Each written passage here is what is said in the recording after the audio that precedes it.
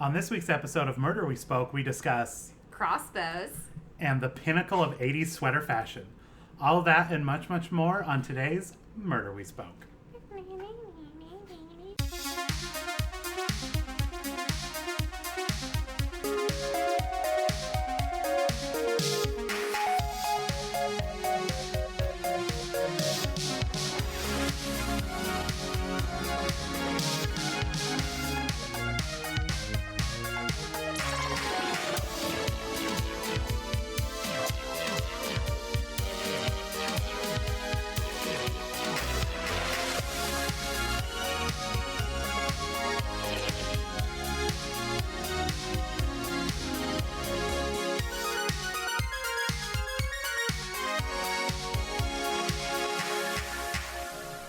All right, everybody, welcome back to Murder We Spoke. Woohoo! Nice long hiatus. We're well rested, relaxed. So. Yeah, none of that's true. All lies. It's complete fabrication. We are here to discuss Season 5, Episode 4, entitled Snow White, Blood Red. Such an amazing title, by the way. Amazing title, amazing episode. This is one I wrote down. This was recommended by Tom McNabb on Twitter at MSW and at Asterisk Forever. I think more people did. Those are the ones. I have a little Excel sheet where I keep where I write down like who recommended it and da-da-da. And like if it doesn't fit in the Excel sheet, I stop writing names. So at least that many people recommended it. It's a popular one. It is a very popular one and for great reason. This visually, storyline wise, everything else. Yeah, I was enthralled. Like I got a little James Bond from this, maybe just because I watched but the whole opening, like. Oh yeah. Because I was getting some James Bond. Do you want to do the 10 seconds? We do. We have to do that. I feel like you should do it. Okay. Yeah, this is a good one. Are you one. going to time me? Okay. Yeah, how many? Is it 20? I think it's 20 seconds. I think it's 20. Okay. Okay. Let me limber up. Let me get ready. So you guys know exactly what this episode is about. Okay. Ready, set, go. JB, ski lodge, snowed in, murders of the, not Olympic ski team, because that would make too much sense, of the World Cup ski team. Turns out that one of the skiers had a relation to the mob, and the mob was actually killing him, right? And JB solved it all. Perfect. Okay, 2095. That was good. If it weren't for the little caveat about why is it the World Cup? Like, you're writing a TV show. I was so confused about that first. I'm like, World Cup? Is there a World Cup for skiing? Like, I don't know. Yeah, they kept talking about it. I was like, just make it the fucking Olympics. Yeah. And they're even like, they're going to win a lot of medals at the World Cup. I'm like, like, you can say Olympics. I'm pretty sure there's not, like, a trademark where you can't say the word Olympics. Or, yeah, because there would be one for World Cup or something. Yeah. So, anyway, I don't know. Yeah, that made no sense, and that was very distracting. That was only every time they mentioned it, I was like, took me back. So, let me just, before we even, like, start at the beginning, I want to jump to the end, because I want to ask you. Okay. I asked you before you finished the episode if you had any idea who the killer was. And you ventured a guess. Yeah, but I had no idea. I didn't either, and I feel like learning who it was, I was like, am I dumb, or did they just so perfectly hide it in plain sight? Because they kept going back to Gunnar, our good friend Gunnar, who I'm just going to call him Gunnar the whole time, guys. I'm going to say Gunnar because I feel like they said his name 8 different ways. They did. I couldn't even tell if Gunnar had an accent. That's the thing, like, at first, because, like, his name is Gunnar. He's, like, this giant Swedish Thor-looking creature. Yeah. And so you're like, surely he is actually Swedish. But maybe not? Because once you hear him talking in the gym to Coach Carl, full normal, like, just working my delts, bro. Right. Like, just straight up. up. And I didn't know if it was because the coach had such a strong accent that maybe that it overshadowed his. I had no idea what was going on, but... So, the way this turns out is, so Gunnar has a problem. He's got a gambling debt on top of he's banging around with this mob boss's wife. Right. And so he's killed because the mob sends someone out to kill him. But the red herring thing in this is Gunner is also number one skier out of like the whole ski team. That's the thing, like he is, and he has a $3 million like deal with some ski clothes company that he might not participate in the World Cup. So now it's like, well, we just gave you all this money. So there was a lot of stuff going on with him. That's the thing. It's like, well, goddamn it, right. We'll get there. So I feel like they kept saying they kept mentioning the New York mob, kept coming up, and the only two fucking people on that mountain from New York were like so New York, like it should have clicked immediately. Yeah. Like, oh, these fuckers are from the mob, and that's who did it. I like, mean, obviously. did they mention the mob that many times? I feel like it kept coming up. They didn't overdo it, but they mentioned it a little bit. Like I guess a couple times. His ski buddy would be like, oh, or the woman doing the thing like, oh, that tart from Tahoe or that mob boss's wife. Right. And then he was chased out of town. Yeah, and it would be a quick line of exposition. They just drop it in. It seemed like it was just to build up his bona fides as a womanizer. Exactly. But they kept coming back to it. They mentioned it just enough that you should have, like an astute viewer, which we are not. No. An astute viewer would have picked up on it and been like, okay. And then because first of all, you have Johnny in New York who's like, those snowbanks was taller than the Chrysler building. It's like, okay. No, you're from New York. We get it, bro. I think maybe two things. First, the cops, we've never had a bad cop in the shows we've seen so far in Murder, She Wrote. True. So like the cops are always, and he kind of seemed derpy. He was a little derpy. Yeah, he's like bow and arrows. That's way too much for me. Like he just seemed like a typical derpy cop who, and then also like why would a cop in Murder She Wrote land be bad and be just getting money for a mobster? Like it just was almost too. That's it, because they did like when Jessica first met them, he's like, I hope you don't mind having dinner with an old cop, and she's like, cops are my favorite people, and you're like, Jessica can read people. These guys. Exactly. She's having dinner. She's not having dinner with murderers. They were over. She's fine. Yeah, they were in the over 30 club. They were like, it was so adorable. Came down. She's like, I want some down home music with my thing. Like, they had a nice little chat. They were talking about stuff. And Jessica's never like trusted the killer like that. No. In the ones we've seen. Except for the pilot. Which one was that? Where the Count of Monte Cristo. Oh, okay. Which was. Oh. She maybe trusted him a little too much. So maybe I think she learned her lesson, but because that's the thing, in every other episode we've seen, she's like had a hunch about somebody or given someone like a little cold shoulder, a little attitude. And she was working so closely with him. Yeah, and it didn't, and not even until the end. I feel like she realized it seconds before, like she like. It wasn't until like the jingle bells. Yeah, she didn't have a hunch until, it was very late. Yeah, so if JB doesn't have a hunch, how are we supposed to have a hunch? Exactly. So I feel like this one was like, it was such a great thing because I was like, it's the fiery redhead. Obviously. There's a giant fiery redhead in every episode of Murder, She Wrote. And they're always like sleep, or like the femme, like, you know what I mean? Like, yes. Yeah. I like, because there was that, the Irish one who was, like, people are hitting on her left and right, and then there was this girl who's just, like, banging her way across the mountain. And there was a one in that mansion where she hid the book in the tree, and she was, that guy. Oh, like, there's always a redhead who there's just, somehow, like, with giant 80s hair. I love it. Like, the big, permy, like Miss curly. Fritz or whatever from the Magic School Bus. Okay. Yes, actually. Yeah, okay. I actually take that attitude back right now. Okay, How dare I? So that's where my money was. And again, like Sylvia, the not cop's wife. Yeah. Couldn't have looked any more like a fucking mob wife. Like with her white hair. With her white hair and her giant updo. Like, she couldn't have looked any more mafia. It's true, yeah. She looks like she looks like the second half of Goodfellas, for Christ's sakes. Like again, how did we not see this coming? We were just distracted. They gave us red herrings. They used that. I think they used that, like, because they were like, is this a little too heavy-handed? Everybody's going to know that it's these two. Like, we can't. We gotta just go with Jessica. And they're like, no, you guys, we've made Jessica, like, Jessica's friends with them. Like, these are the last people are going to. Yeah. She had dinner with them, for fuck's sake. No one's going to suspect these two. And I did not. No, I didn't either.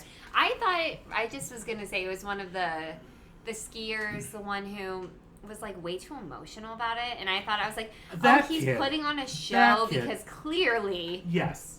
Thank you. Because that's where my mind went to. I was like, we established he's a top skier, #1. And he's got this, and apparently there's like... He was going to get the deal after Runner. And there's like $1 million endorsements on the line for World Cup skiers. Okay. Yeah. Is there? Yeah. In 1980, probably this aired in November 13th, 1988. So $3 million in 1988, like that's a big endorsement. Like million, 20. So yeah. So is that really happening? I'm inclined to say no. So, but and you can't just like back out on it, like, nah, not participating anymore. Exactly. No. So, like, all this is on the line. I feel like, okay, it's one of these other skiers that want to bump him off and take his place. That's the most obvious motive. Yeah, and I was like, this guy's pretending to be way too emotional, and even that girl on the bike was like, yeah, everyone handles it different ways, but chill, dude. Like, calm the fuck down. Yeah, what's going on with you? But then the other ones started dying off. The other potential World Cuppies. Yeah, so the second death. Whoa, okay. Which was straight up a horror movie. Yeah. Like, I was not expecting that. No. Our British listener, Tom. Tom. We love you, Tom. Yeah. We've had him on PLL. We gotta get him on. I don't know why we haven't had him on here yet. yet. Tom, this is an invite. This is if you don't listen to this episode, sorry. Oh, shit. This is going to be awkward. Yeah. So anyway, we'll never know. We'll never know. Pointed out that this is the only episode of the show that had to be edited before they would air it on British television. This is the one you were talking about. And I can see why. Like, again, like the British appropriately like are more skittish around violence and sex, which... duh. I mean, I don't want to like hate on America. That's not what we're about here. No, but like I think that's... They show some like titties on screen. I think that's right. And that like someone wants to say fuck, go for it, buddy. Like it's not going to kill anybody. Let it go for it. So yeah, so they had to edit it, and it was because when Mrs. Leeds, I can't remember, her name was something Leeds. Whatever, yeah. I never remember any of the characters' names on these shows. On the show, When Pink Headband, we'll call her because she's wearing a pink headband a lot. Just like, she was gorgeous though. Can we agree that she was I was wondering, I was like, stunning. I thought she was like a younger, like, it was an actress we knew now. That's it, because she was... This up? I looked at her, I didn't recognize anything. No, but she was like really pretty. She was like, yeah, she was super, like, especially like pretty. 80s, like that 80s hair and everything. Like, she was stunning. She was 80s stunning. Very petite nose, like flawless porcelain skin. Oh, her skin was amazing. Yeah, even in all the different angles. There was one with light. Oh my God. Like, shit. That's the thing, whether she's in like a dark, dank bar talking to somebody or she's in a well-lit gym, like wherever she is, flawless. She's probably looking the same now. She probably does. And even like there was that scene where she's working out in the gym and she's like patting off her face. It's like, bitch, you don't sweat. No, you glisten. You don't sweat. Please.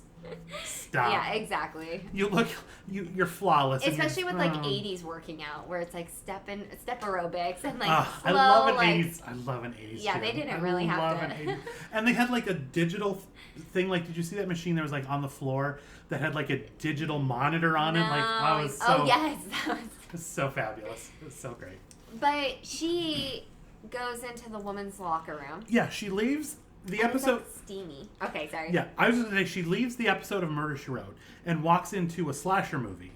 Exactly. Because for like 2 minutes, this is not an episode of Murder, She Wrote. This is a Nightmare on Elm Street. Yeah. She walks into the gym. First of all, no one else is in the locker room. No. Which is like total scene. You hear the water running, the scene. Well, everyone was at... They established everyone was at dinner. Oh. It was dinner time, and everybody's... And they also act like there's only one lodge in this whole ski town. Yeah. Because they're like, everybody's in this building. We know where everybody is. It's like, is there a ski town with one lodge that apparently has 10 bedrooms tops? Exactly. Okay. Okay, we'll buy it. Sure, I'm fine. And then she, like, opens her locker, turns to the side, and sees a pile of clothes, like men's clothes. Mm-hmm. Little blood on them, too. Yeah, so she goes up and then sees the blood and hears the water running. Mm-hmm. And this is the whole, and we're getting that perfect horror movie perspective shot where we're just, like, over her shoulder. Yeah. As she's walking and looking around, we're seeing exactly what she sees. And you're only hearing things. You're not actually, and you're like, what is going to happen? And I thought it was going to be, like, Murder, She Wrote in the virtual booth where it's like, and you don't exactly see like a guy crumpled up in the shower. And she just like screams, and maybe we don't even see anything. Like we see his feet. Exactly. Yes, that's what I was expecting. But what did we see? Oh boy! First of all, blood pouring like because the water's running. Painted red. The shower stall. Because again, as she's walking through, it's beautiful white everywhere, like white tile, perfect, like a little steam, gorgeous. And then you get to this shower stall, and it wasn't even like looking fake blood because when water hits blood, it was just like that. It seriously looks like they drained someone because it was legit. And then you see her face and you see like just the feet hanging and you're like, whoa, wait, blood. Like, that's the thing. And you thought like, oh, that's all we're gonna see. Nope, we're gonna pan on up there and we're gonna see this dude like strung up, like broken neck strung up from the shower rod. It's like, oh my god. They just didn't show us the stab wound. Is all they because yes. like he was stabbed and hung. Mm-hmm. Like a fucking witch in Salem. They just fucking did all of the... Oh my god, that was brutal. And, I have a thing with, like, broken necks and stuff, or it just... And when you see the sideways neck... When you see it, that's the thing, like... I'm fine with, like, a little thing where we hear, like, the crack and the stuff, like, even that's a little, like... Yeah, like, sends a shiver up your spine. Right. But when you see it, like, there's nothing worse. No. There's nothing worse. It really... yeah. And so... That's what's happening with this guy. And then, we get that shot of her screaming and falling backward. Like, again, so horror movie. So, like, but beautifully done. I feel like because 1988, this was kind of the heyday of the slasher movie craze. Your Freddy Kruegers, your Jasons. Okay. Stuff like that. So I feel like, I think they were just kind of tapping into the zeitgeist and how CBS was like, yeah, sure, fine. I'll never know. I'll never know how they snuck this by. It was more realistic. It was great. Yeah. It was super great. I loved it. We need to find who did this episode and just we're going to write some fan mail because yes. We love the broken neck and the blood in the shower. Yeah. 30 years later, you're going to get some fan mail about how fucking gory your episode of Murder, She Wrote was. Will be reported to yeah. Anyway, so like kind of covered the murders. We can just go back like a little bit, like the beginning of the episode. Oh yeah. I'm getting James Bond. Maybe just because I just rewatched, or rather watched for the first time, all the Roger Moore Bonds. Okay. And he did some skiing. I don't care for a skiing Bond. But I know. But she's zipping down the thing, and to make it even Bondier, they're playing. There's like this lovely orchestral music. I might try and find it and see if we can throw it on the end of this episode. Yeah. Because it's gorgeous, and then it's like kind of menacing, and then every once in a while they just weave in the Murder, She Wrote theme. Yeah. Just like a little bit, and then they back to the menacing, and it's like that's what they do in Bond movies. They work in the Bond theme into their orchestral piece, and then right back to the Maybe we need to watch more season 5. Like maybe this was like this season. This is season 5 is. I should go back and look, but we've watched a couple season 5s. This is probably their best season. Like, especially if you look on my little Excel sheet with people where it's recommended, season 5 is like booked. Okay. Season 5, like people are loving season 5. Again, guys, keep recommending. Please. We do this show based on your recommendations, so keep recommending. But season 5, season 4 is pretty booked. Like I get like where you would expect, like the show kind of went up, yeah, and then maybe trailed off a little bit. But I mean, we got some virtual reality episodes in like season 10, so it's not like they ran out of steam. Make no mistake about it. Real quick, what was also different in this episode was that Jessica wasn't throwing herself into the investigation. She actually wanted to not be a part of it, which is also so that was contrasting with. Exactly, that was so. They like had to twist her arm to get her into this. And actually, I wrote down a quote because the husband and wife who ran the ski shop who hated one another. Yes. That fight scene in me. Okay.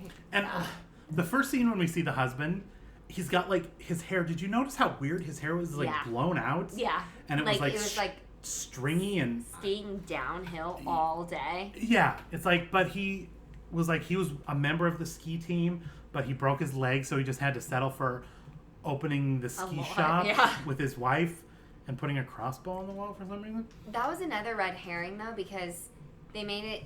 Yes. His wife was sleeping with Gunna. Yeah, they did that, and it was so awkward, because Jessica goes in there, like... Because fucking Grady was supposed to be there. Like, yeah. Thank God it snowed. We didn't have to see that dipshit. Seriously. Again. So she's going up and she bought him like a special ski outfit and everything. Oh yeah, she's great. Cutest. She's so how wonderful God, is she? She's great. Oh my God. She had a fucking custom ski suit made for fucking Grady. Of all people. Of all people, Grady. Jesus Christ. That's how kind and giving she is. Even a dipshit like Grady. Yeah, she's like, oh, benefits from her wonderful. Yeah. So she's buying that, and then the phone rings, and the wife picks up, and she's like, "Oh, I can't talk now." And then the husband gets on the phone in front of Jessica, and is like, "Quit calling my wife, Gunnar. What are you doing?" Like going off, and it's like, "Oh shit!" And Jessica's just like, Jessica's not leaving. She's sitting there listening to everything. Make no mistake. It's not like she kind of politely excused herself. She's there listening the whole time. And then once it was done, she didn't want to be. She's like, "Can I put this on my tab? Gotta go. Bye." She's like, "Now that the drama's over, I'll leave." But I definitely wanted to hear all of that. It was juicy and amazing. But once the person gets killed, those two like kind of reunite for a little bit to beg Jessica to look into this murder. Yeah, and they said like, "Well, you know, people will think we're getting stuff done if you're on the case." And she's like, "No, there's a legit cop here." That's the thing. Like, because here's I wrote it down because the husband's like, "You do have a reputation for this sort of thing," and it's like finally someone acknowledges. Besides the Russian episode where they're like, "You always meddle," and like no one acknowledges it because everyone loves it. Yeah, exactly. But this is like a good way. This one I thought like just every once in a while give us the little nod that like it might make the news that she's solved 150 murders by season 5. It might be in the news. And that she's there every time. And she just happens to be there. Yeah. Like whether it's like a rainstorm and she's stuck in, whether it's snowed in, like she just okay. magically happens to be there. Overseas, wherever. Okay. Yeah. But the death, like Gunnar's death, I did like because it was amazing. It was so great, and again, just. Are you talking about the? Yeah, okay. Yeah. The little crossbow. Yes. Like viewpoint of the First of all, love a crossbow as a murder weapon. First of all, kudos, love it. Like guns. Give us more. There better be like they better crossbows figure like galore. Why have we not been using crossbows this whole time? God. Every other murder for the rest of this series better be a fucking crossbow. Yeah, and first of all, it was great visually, and it shoots them fucking back. It's so strong, the arrow. That was amazing. Again, like a little more gory than you would expect in the show, because like Gunnar takes off from a thing, hits him in the heart, and it's like, bah, just knocks him back. And then he falls down, you see the blood start to spread, and like, as he's dead, the arrow just You hate him too. Great. Like, no, like you don't care that he's dying, and you know that he's gonna be the one to die, but. Oh yeah, you saw his death coming from a mile away. Like, yeah, he was obviously the victim. The killer taking aim, and it's like that looming thing. Normally we don't see it. I feel like we don't. What I love, because we get that shot of him coming down. I even love the fake snow. It was so like retro 80s, like when he looking put in a his snow goggles globe. on, and he like. Great, okay. Great. But what I loved, because you watch him skiing, and then just out of nowhere in the bottom of the frame, that crossbow comes up. That was so brilliant. That was so perfect. I was like, yes! Yes! You're like, crossbow death! This is so fucking great. I was enthralled. It was fantastic. The way it raised the frame, because they knew, like, people are going to lose their minds. Like, we're about to kill somebody with a fucking crossbow on a ski mount. Like, this is amazing. They knew what they were doing. They're like, we are nailing it. It was incredible. God, the fucking crossbow. And I love that the body count was like three deaths. Like, this was a pretty high. And one attempted. Yeah, this was a pretty high body count. Usually it's like 1, maybe 2. Maybe 2. But and this ones you don't even care about. That's the thing. Usually it's like, whatever, who cares? Like, it's a little something in the beginning. It's like some character we met 3 seconds ago, whatever, who cares? This one, like, high body count, like... Visually, they showed you. Brutal. Like, and you got to know, like, the second person that was murdered was just that young kid. So it's like, it's especially rough. Like, he had his life ahead of him, and he was only killed so that they could cover up to make it look like they were trying to pick off. I just saw a Dateline episode about this where some guy wanted to kill one guy, and then he just killed this other girl just to throw off the scent. Like, and the mom on the Dateline episode was like, obviously your daughter was killed and that was horrible, but the fact that she was killed to cover up just another murder for nothing. It just like that is the most horrible thing. And it's always like young, sweet kids that happens to. And that's exactly what we got here. Yeah. So that was like in itself, like they didn't kill like one of the older guys, like that douchebag with his guitar. Yeah, or even Carl, right? I love Carl. Why? I'm gonna say. I mean, he's fine, but like. I just thought his acting, like he's my acting MVP. I loved it. True. Because his drunk acting when Pink Headband is working out and he kind of comes stumbling in and gets in her face. Oh my god! And then he grabs her and he's like, "I'm gonna kill you if I found out you had anything to do with it too." He fucking lights her up. He just like that was another red herring when he's like, "Oh, I knew you actually want to get rid of him all along." Yeah, but because his gambling and stuff, he wasn't a good representation of the company. And now on top of that, now he's a womanizer trying to get the money because he's sleeping with old ladies in Tahoe. Yeah. And then no wonder we didn't know the cops. I don't want to say we're like the most brilliant, but.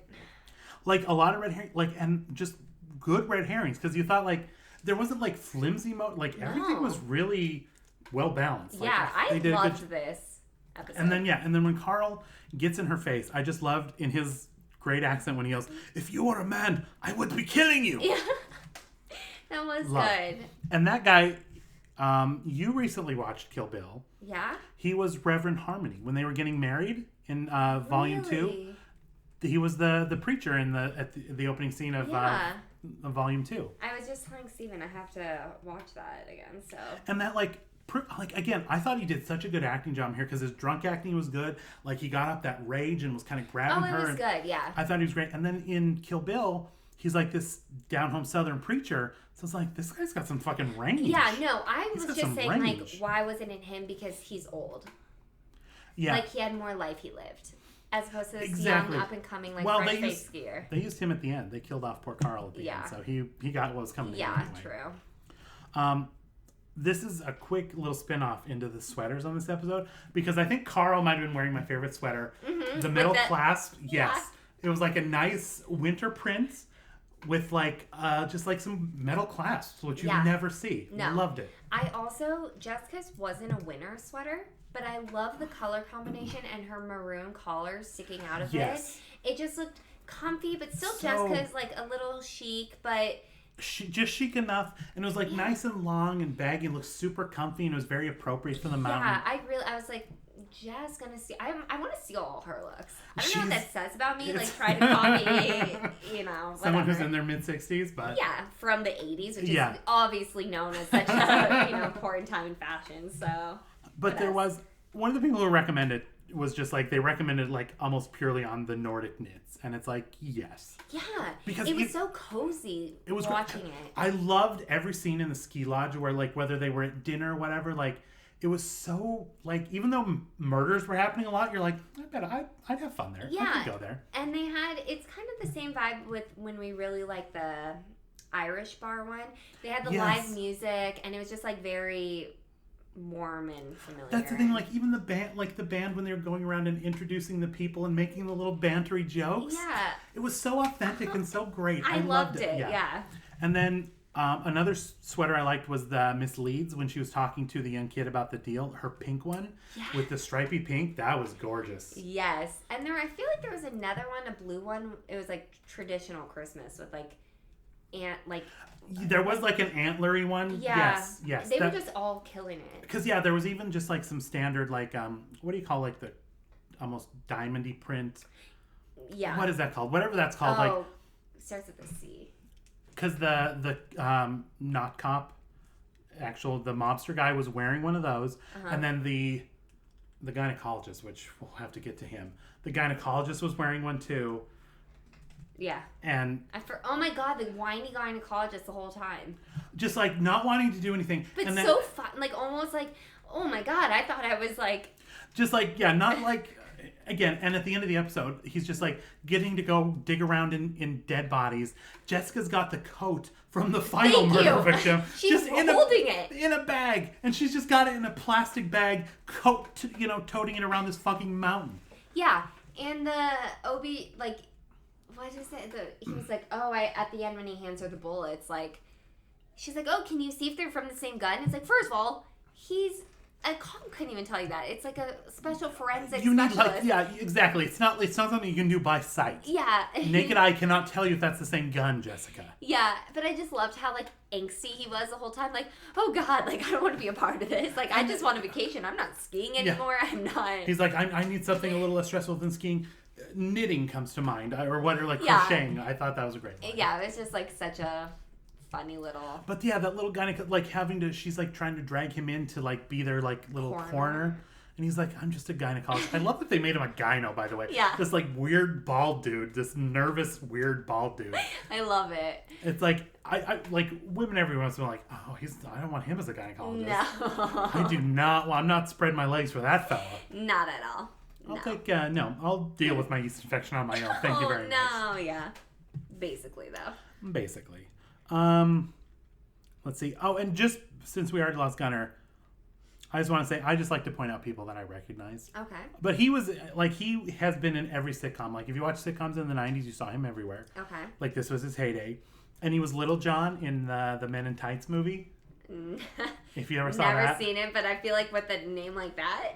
It's the Mel Brooks Robin Hood, thing. So, okay. And he plays Little John. It's pretty great. It's a great. If you haven't seen it, it actually is. That's like amazing. it's a super. I still need to watch Boogie Nights and everything. It's like dumb fun. Oh, Boogie Nights. Oh, don't tell Marco Sparks. I know. Don't listen. Let's see. I took a couple notes just because we watched this episode separately and then came together. We didn't just watch it. Yeah. Which is not like us. We do everything together. That's right. Let's see. I just JB just has evidence in a grocery bag. The gyno is digging bullets out of a corpse. And I did like when she's talking to the cop. She had a great line when she's talking to not cop, and she's like presenting all these theories again. Like she's laying out all these like really cool, intricate theories that really make a lot of sense. And she's like, "There's just so many ways to go." And she said, "Theories are easy to come by. The truth is hard." JB. Yep. And now that I look back on this episode, White, I mean, there are certain things about the non-cop cop, but where she would say, oh, I see this all the time, like people, and he's like, oh, yeah, I see it all the time, too. Or he, what else? Where she was showing him, oh, obviously he was left-handed, and then she was showing him. Yeah. I was like, okay, this is something, even I know to look for. Yeah, that was right. And then she's like, because that was one of the things, either he's left-handed because he did this, or he took it in his right hand and dug it in his own shoulder and all this kind of stuff. Exactly. And I was like, JB just fucking killing it. I loved it. Let's see. There's one other quote I had when they're at as JB called it, an Irish wake, which was just some douchebag with a guitar singing an old Irish. And they're all just drunk. Yeah, an old Irish song. Yeah. And then the guy gets up. I love everything Irish. I feel like Angela Lansbury is just I want Irish in the show. Just Irish. And it works. Oh, it totally works. Yeah. It's so endearing. But the young kid gets up and he's like, this isn't how you respect somebody. He's dead. And they're like, no, this is he liked to party. We're just honoring him. What the fuck is your problem? Yeah. And then he yells, I don't feel like laughing and scratching. I'm like, is that a thing? Is that a term? What the fuck does that mean? What might you be scratching there, friend? That's why I thought it was him. He just seemed a little too overly emotional for no reason. Yeah. Let's see. Another quote. There's some good quotes in this episode. Oh, yeah. There were some good ones. When they get snowed in and JB gets her bags and is coming down to check out and there's everybody in the lobby going crazy. Fiery redheads directing traffic, trying to tell people it's going to be okay. And then Mrs. Leeds, pretty Mrs. Leeds is there. And she's like, oh, we're not going anywhere soon. And then she says, I think it'll be women and children first. But in America, who knows? And it's like, oh, bitch, excuse me? That is amazing. I heard the women and children first, but... Yeah, and then she's like, I don't know why you need to take a shot at the good old US of A. I don't know what that's about. What did we ever do to anyone? Yeah, go fuck yourself, Mrs. Leeds. I'm glad you had to find a dead body. Yeah. Acting like such a twat. She can't have it all, the looks. No. But in that scene, because that was when the camera was looking down on her, sitting in that lodge, and she just had a little hair kind of over her. That is as good as she looked in this episode, and she looked amazing at all times. At all times. But that was as good as she looked. She looked flawless in that one. Gosh.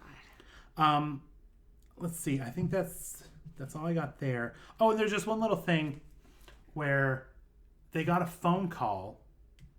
Or no. Oh, no. Someone left a message. Someone named Vicky. Yeah. Okay, that part got a little confused. That's the thing. Like, yeah, I thought they tied it up well because although they never really answered it, Jessica just knew, like, oh, do you mean like Vincent Tagliatelle or whatever his name was, and his wife Vicky? And they're like, yeah, I don't know what his fucking wife's name is. Like, I don't know why you're asking me that. But it was basically just to insinuate, like, oh, JB knew who this Vicky was. Like, no one else did, but JB kind of told us who it was.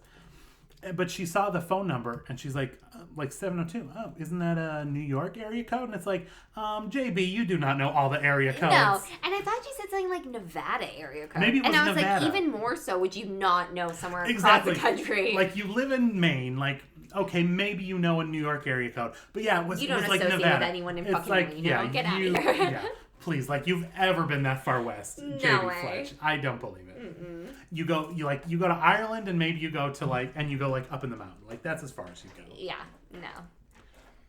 But okay, she knows everything. She does know everything.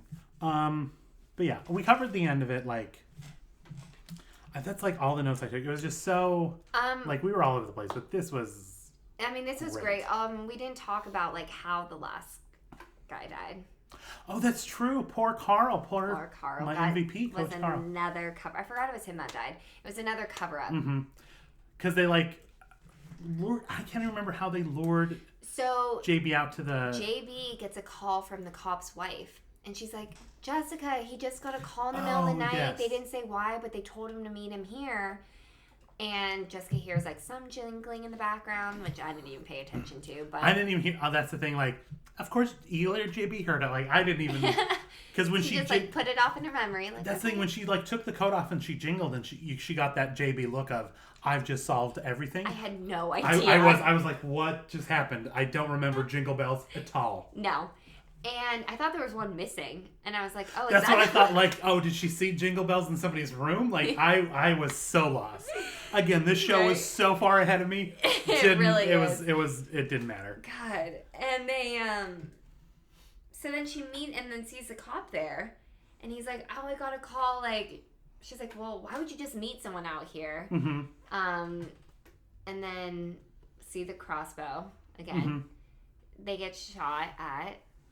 Yeah, just hit like a little right next to JB, and they hit the dirt, and then the snowmobile comes out, and then the cop just like unloads his clip into the person, and they're like, "Oh, we finally caught him." It was Coach Carl the whole time. And why? What did the cop say? Like the reason why he would have done it was? Didn't he come up with a motive for why Carl did it? I'm sure he did, but I don't know because that one I'm not sure of like why he would have done it all. Because Carl was like because he even said like, oh, when I saw Gunnar push Carl over in the gym, like he was using that like if they were arguing about that stuff. So he's like. He locked that away. He's like, okay, I know exactly what I'm doing. Yeah. Oh, and it was JB's theory number 3 or whatever they said that it was a cover up or something. But then you see, and he has bullet wounds. Obviously, the cop killed him. Yeah.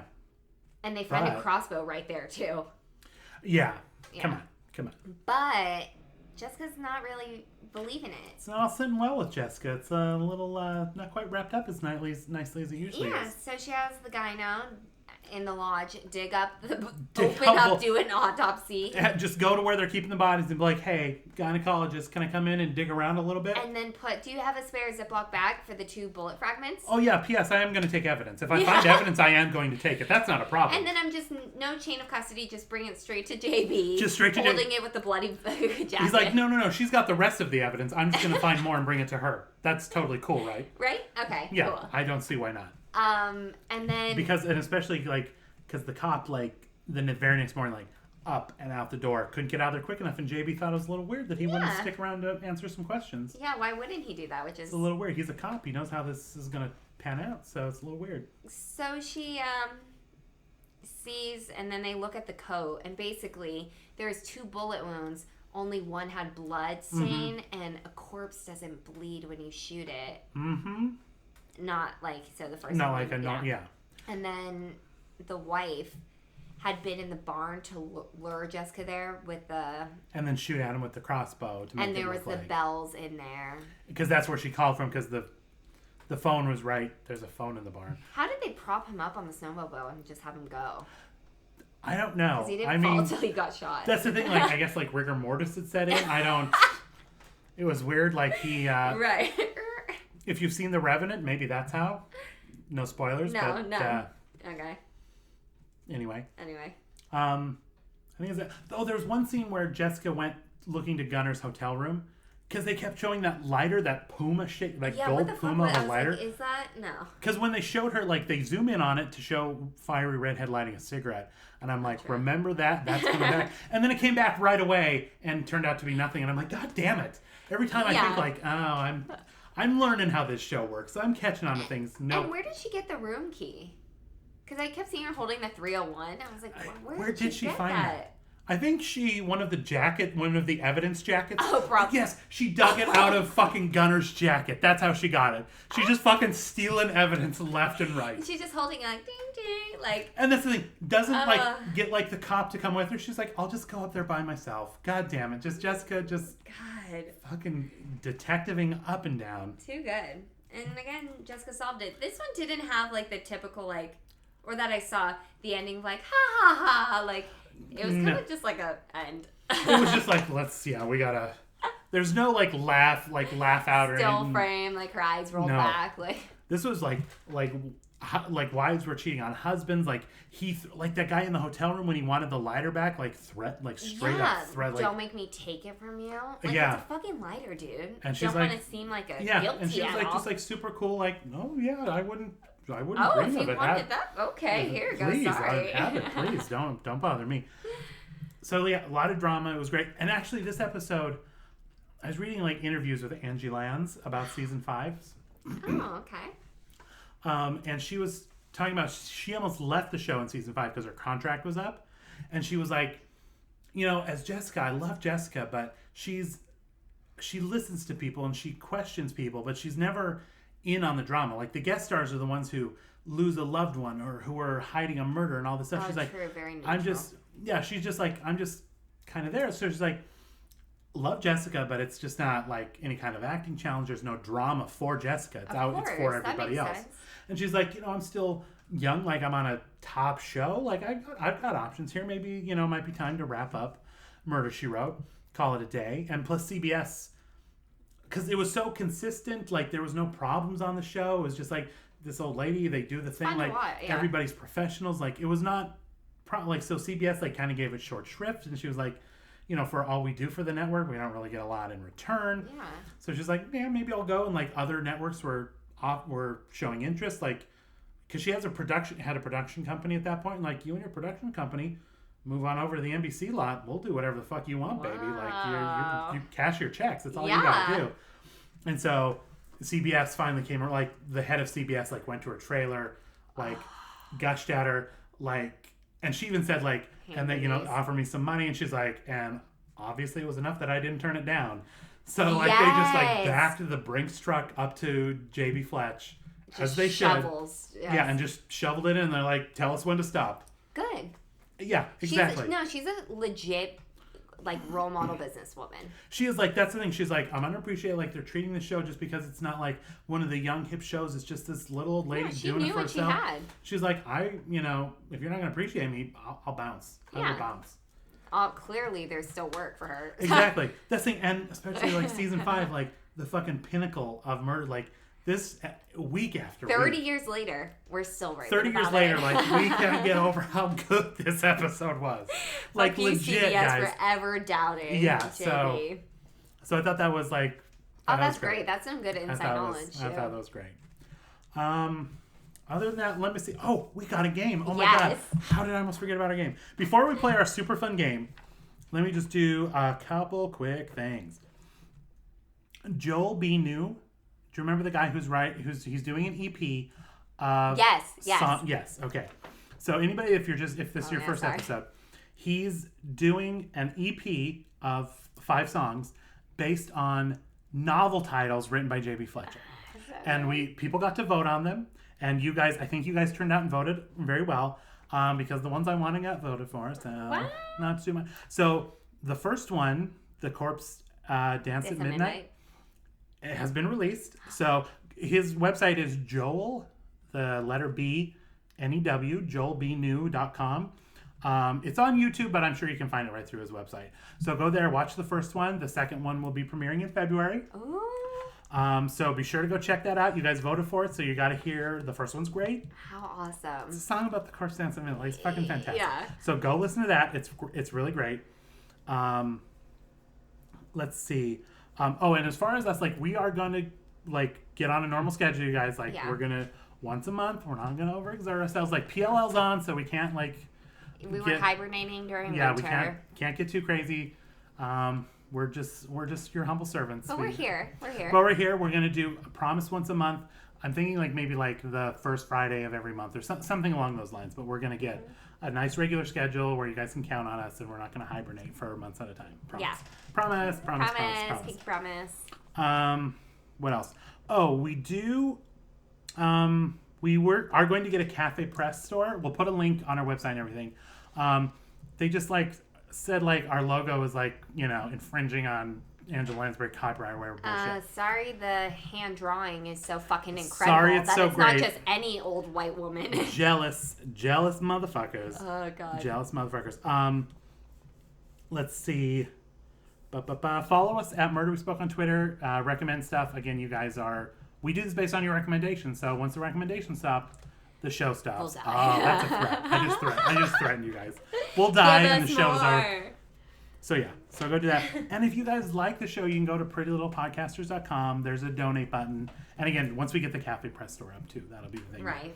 But you can donate, just get a couple ducats to help us out, help us keep the lights on. Love us. Yeah, that's really what it's all about. Yeah, exactly. We want the Monetary validation. love. We want the validation. The next episode we're going to cover, also a season 5 episode. How about that? Season 5, episode 7, The Sins of Castle Cove. Yep. Love so that's going to be great. Okay, so Can't wait. all right, the housekeeping is out of the way. Now we're just going to play a quick game. Tom McNabb, this is his game. He created just always pulling through. Thank you for doing our work for us. I don't know why we're here and he's not. But soon, if he listens to this, then he'll get his invite. That's how this works, Tommy. Okay. I don't think he named it, so I just named it. What's in a name? Oh, what a good name! And so what we're going to do is I'm going to give Marissa 3 episode titles. One of them is not a real Murder, She Wrote episode title. And Marissa has to tell me which one is fake. 2 truths and a lie. Here we go. 2 truths and a lie. Okay. Are you ready? Ready Your first 3.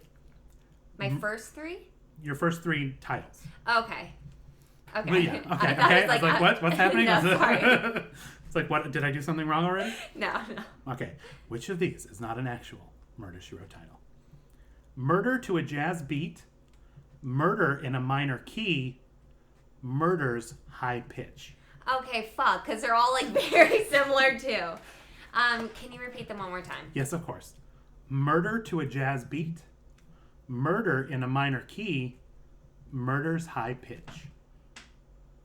B. Oh, I'm afraid that is incorrect. It's C.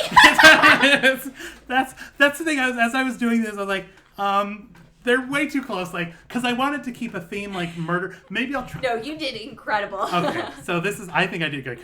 So it was Murder's High Pitch is the one that is not an actual Murder, She Wrote title. It could be. One of these days, I'm going to write a fake one that actually ends up just actually being a one. Because there's over 250 episode titles. I might miss them. And Snow White, Blood Red sounds fake. It sounds fake.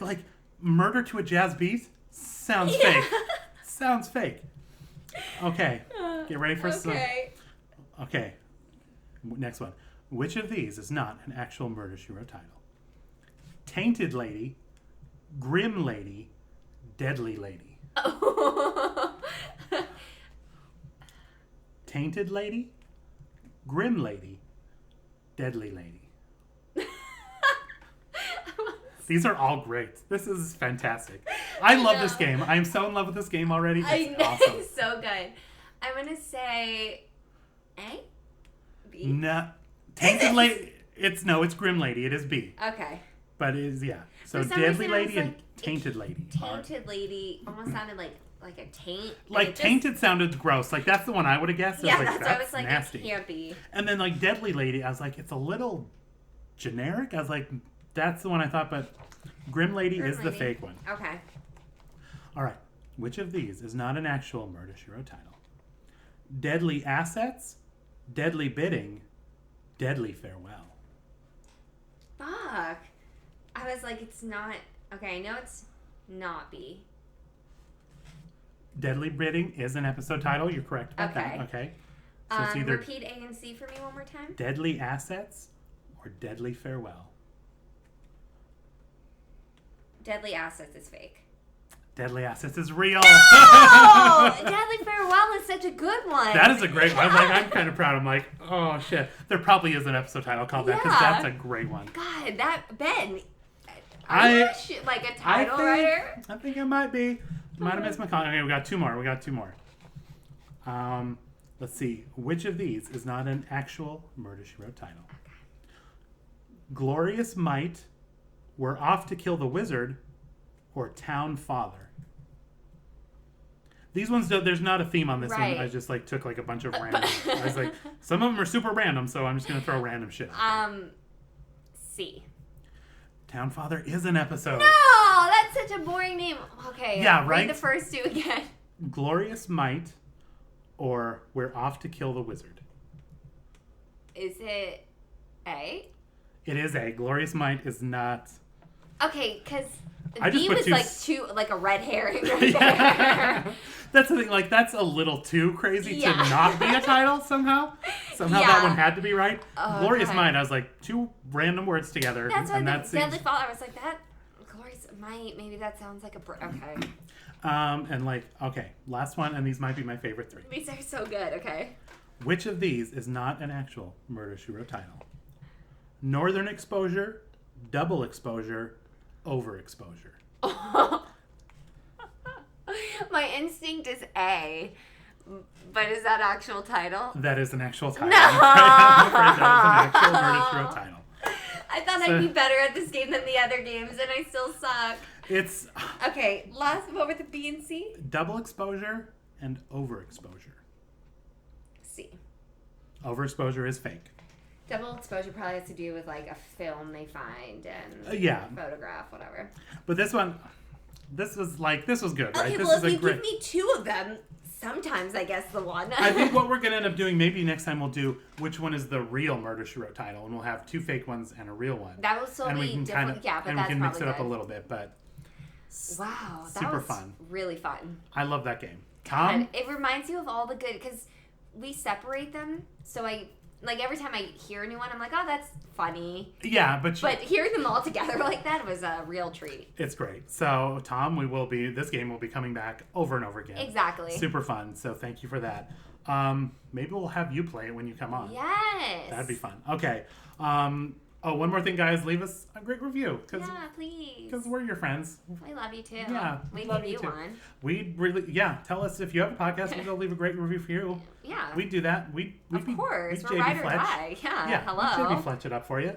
We'd have go dinner with a murderer like JB Fletch and then ride again. Yeah. All right. Other than that, guys, we'll see you next week. Yeah. Bye. Bye.